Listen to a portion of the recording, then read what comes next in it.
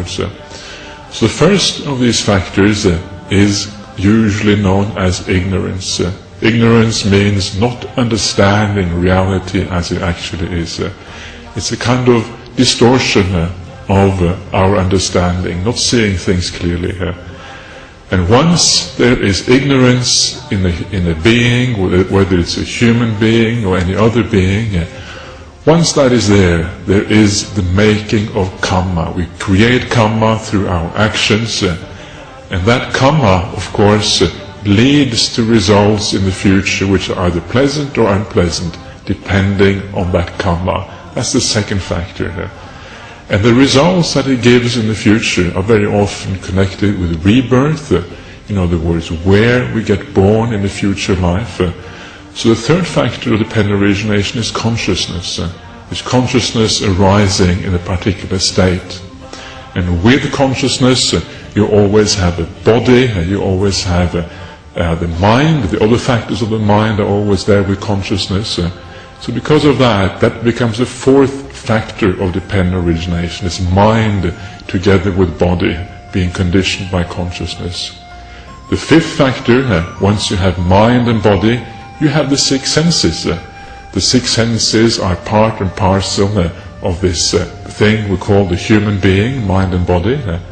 And once you have the six senses, you start to experience the world. The experiencing of the world happens through these six senses. So that is the sixth factor, known as contact usually. It's like we are contacting the world, we are experiencing the world.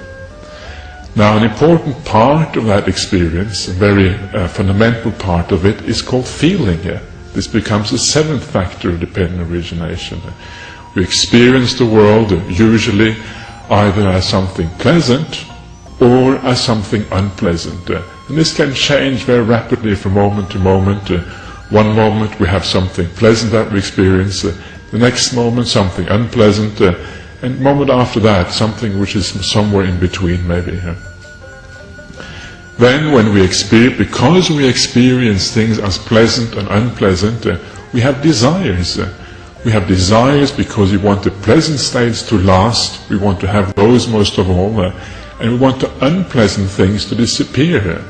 We have a kind of aversion or negativity to the unpleasant things.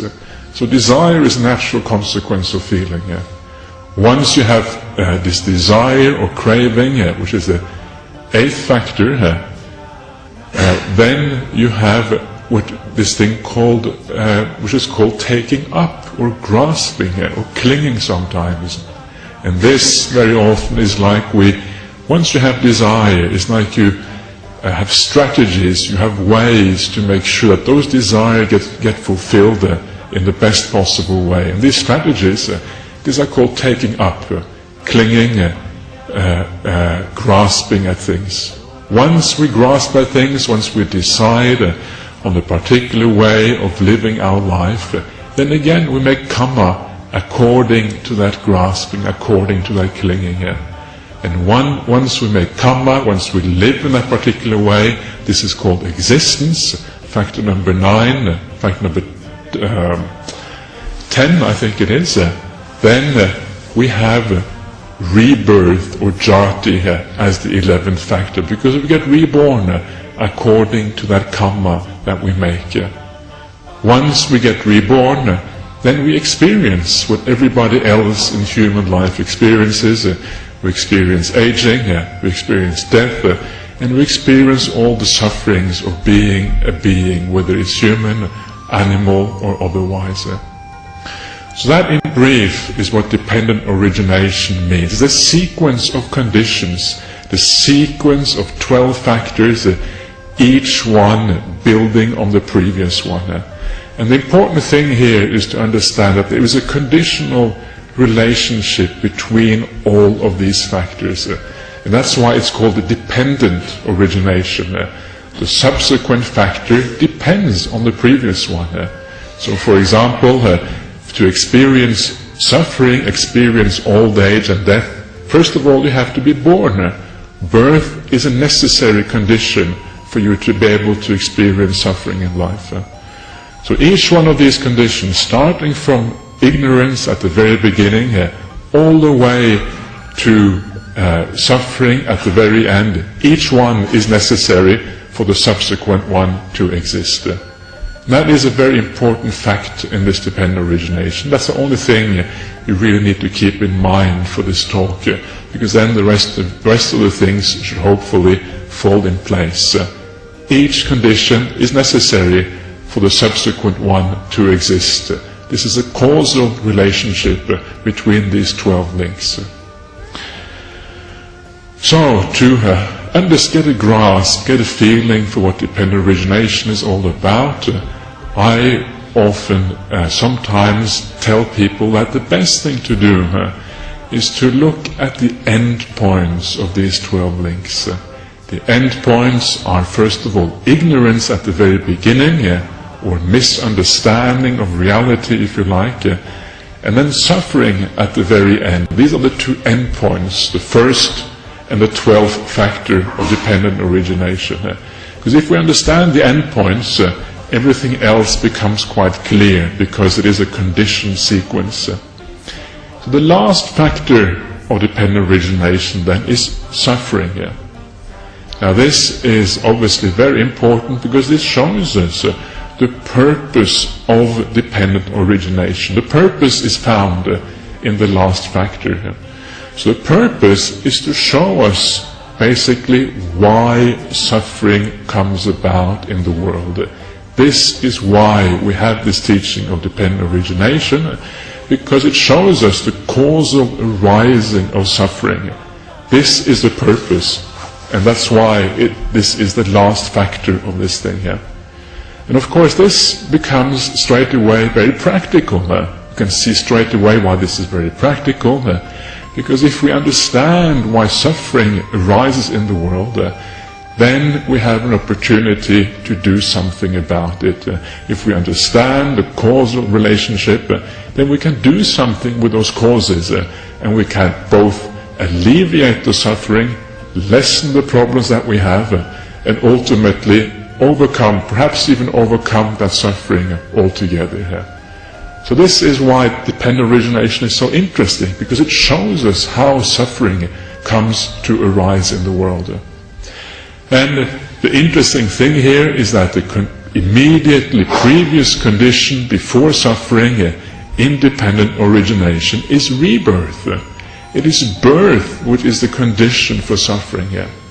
So if we don't get born, basically we're not going to suffer.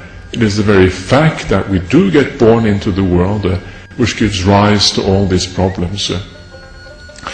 And of course these two last factors, birth and then suffering. Suffering is sometimes also called aging and death, because these are the two most prominent and two most important factors of suffering. You will see that birth and death, these are also what is often a shorthand for this thing we know as samsara. Samsara is this perpetual wandering on, round and round, from one life to another one, from birth to death, from birth to death. So the last two factors here of dependent origination essentially are equivalent to this samsara, this eternal, perhaps not eternal, but certainly this very long-lasting wandering on from one life to another one, again and again and again.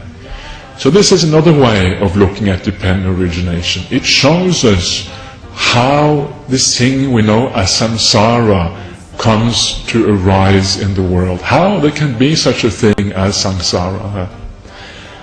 Very briefly, samsara, the best way to look at samsara is not to look at it as kind of the universe out there, something different from us. Samsara is essentially how we as human beings experience the world. So it is your internal, what goes on inside your head, that is samsara. How do you experience the world? So all the going around, if you could recollect your past lives, all the being reborn, all the getting old, all the dying, all the suffering, all the happiness, everything you do, all your experiences, this is essentially what samsara is all about. And samsara is of course ultimately equivalent again to suffering, because all this wandering around, all this birth, dying, aging, doing this, doing that, again and again and again, life after life, now being born here, now being born there, all that is essentially suffering according to the Buddha's teachings. So, in other words, what I'm saying is that dependent origination, it shows us how samsara and how suffering comes to be. It's extremely useful to know this, because then we can actually do something about it.